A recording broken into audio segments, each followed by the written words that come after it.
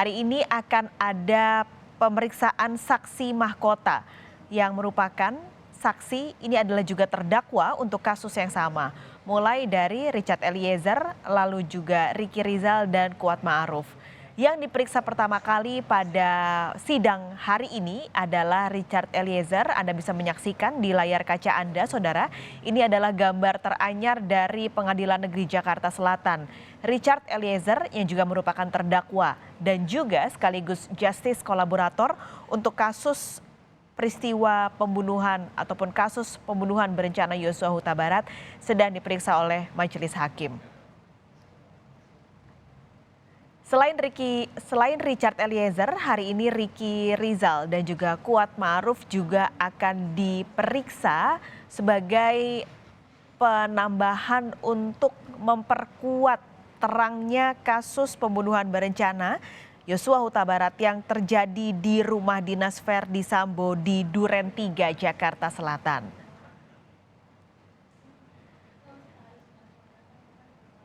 Dari 3 orang yang akan diperiksa dan menjadi pemeriksaan silang antara ketiganya, Richard Eliezer merupakan satu-satunya terdakwa yang merupakan justice kolaborator untuk kasus yang sama. Sebagai informasi saudara, kami belum bisa menampilkan gambaran utuh dari jalannya sidang di Pengadilan Jakarta Selatan. Mengingat pemeriksaan saksi masih berlangsung, baru saja berlangsung tadi sekitar kurang lebih pukul 10 waktu Indonesia Barat. Nanti kami akan hadirkan informasi lengkapnya jika kami sudah mendapatkan gambar dan juga audio dari Pengadilan Negeri Jakarta Selatan. Jalannya persidangan sudah berjalan kurang lebih 1 bulan lamanya. Dan kali ini atau hari ini akhirnya menampilkan pemeriksaan silang untuk Ricky Rizal, Kuat Ma'ruf dan juga Richard Eliezer. Beberapa poin yang bisa kami rangkumkan untuk Anda, saudara, selama persidangan ini berlangsung kurang lebih 1 bulan lamanya. Ada beberapa fakta yang muncul sebagai fakta hukum dari ruang persidangan. Seperti kalau dari sidang kemarin ketika Putri Chandrawati dan juga Verdi Sambo diperiksa, ini ditampilkan kembali CCTV atau rekaman CCTV yang menampilkan detik-detik kedatangan Verdi Sambo ke rumah dinasnya di Kompleks Polri Duren 3 Jakarta Selatan. Kenapa gambar CCTV ini menjadi penting? Karena gambar inilah yang akan memperkuat kesaksian sebelumnya yang mengatakan bahwa Verdi Sambo datang menggunakan sarung tangan, lalu ada senjata yang jatuh dari kantongnya. Ini mengapa akhirnya pada persidangan kemarin rekaman CCTV tersebut kembali diputar di ruang persidangan.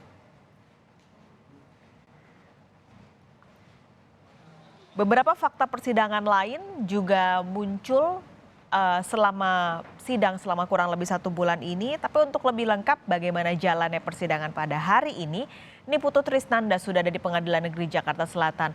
Putu, jadi sudah ada 3 terdakwa yang hadir pada hari ini. Ini bagaimana nanti mekanisme pemeriksaannya, Putu? Ya, selamat siang Pak Pascal dan juga saudara. Kalau kita lihat bagaimana kemudian mekanismenya sebetulnya ini bersifat dinamis, karena kalau kita lihat bagaimana kemudian tadi saya menerima jadwal dari Pengadilan Negeri Jakarta Selatan bahwa sidang pertama ini justru menghadirkan saksi Ricky Rizal dan Kuat Ma'ruf, tetapi ini justru kebalikannya, di mana Eliezer pada sidang pertama ini dihadirkan sebagai saksi untuk terdakwa Ricky Rizal dan juga Kuat Ma'ruf. Kalau saya lihat ini memang diperiksa secara terpisah, berbeda dengan proses ataupun juga proses memberikan pertanyaan begitu ya dengan para saksi yang sudah terjadi beberapa hari sebelumnya. Kemarin Polres Jakarta Selatan para penyidiknya ini dihadirkan secara langsung seluruhnya di ruang sidang dan ditanya secara bergantian, tetapi dalam proses sidang pembuktian hari ini dengan 3 orang terdakwa yang akan memberikan kesaksian silang ini dihadirkan satu persatu. Tadi sebelum jalannya proses sidang, saya dan juga jurnalis Kompas TV yang ada di Pengadilan Negeri Jakarta Selatan ini sempat bertanya pada kuasa hukum atau penasehat hukum dari Richard Eliezer, yakni Roni Talapesi, berkaitan dengan apa saja yang nantinya akan digali ataupun juga akan diungkap pada persidangan hari ini.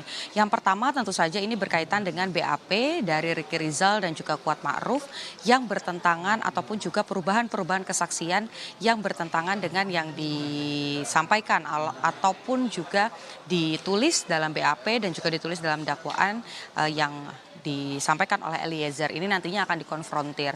Kemudian juga yang menjadi menarik ataupun juga poin yang nantinya akan digali adalah terkait dengan sarung tangan hitam yang digunakan oleh Verdi Sambo.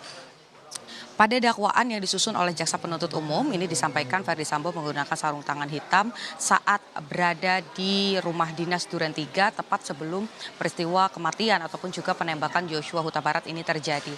Tetapi pada CCTV yang kemarin diungkap oleh jaksa penuntut umum di ruang sidang yang juga diminta oleh majelis hakim untuk dibuka kepada publik, ini tidak menunjukkan Verdi Sambo menggunakan sarung tangan hitam pada saat berjalan dari mobil menuju ke dalam rumah dinas. Oleh karena itu nanti juga akan digali apakah sarung tangan hitam ini betul digunakan karena pada saat rekonstruksi dilakukan sebelum proses persidangan, Verdi Sambo ini nampak menggunakan sarung tangan hitam ketika berada di dalam rumah.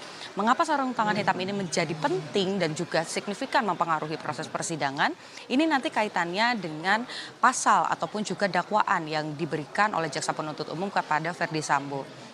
Kita tahu Paskalis dan juga saudara para terdakwa yang terlibat ataupun juga namanya tersangkut begitu dalam perkara pembunuhan Brigadir Yosua ini didakwa dengan sejumlah pasal, ya ini pasal 340, subsidiarnya 338, junto 55 dan 56. Apa itu pasal 340 dan juga 338? 340 ini berkaitan dengan pembunuhan berencana, subsidiarnya adalah berkaitan dengan pembunuhan biasa. Jika nanti ditemukan adanya unsur kesengajaan atau persiapan yang juga cukup matang, tentu saja pasal 340 ini bisa dikenakan kepada para terdakwa dan juga nanti sanksinya bisa dikenakan sanksi maksimal. Tetapi jika nanti dalam proses persidangan ini tidak ada bukti yang cukup kuat di mana ada proses yang memang bentuknya adalah perencanaan begitu, maka sanksi ataupun vonis ini juga bisa lebih ringan.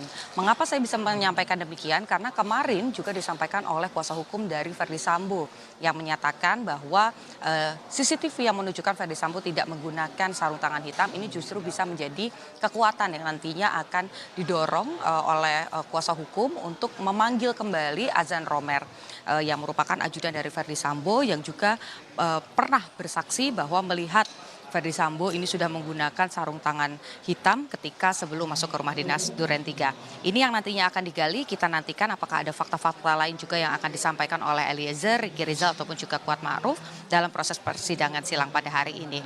Paskalis. Nanti kita akan update lagi nih Putu Trisnanda. Sebelumnya terima kasih untuk laporan Anda langsung dari Pengadilan Negeri Jakarta Selatan.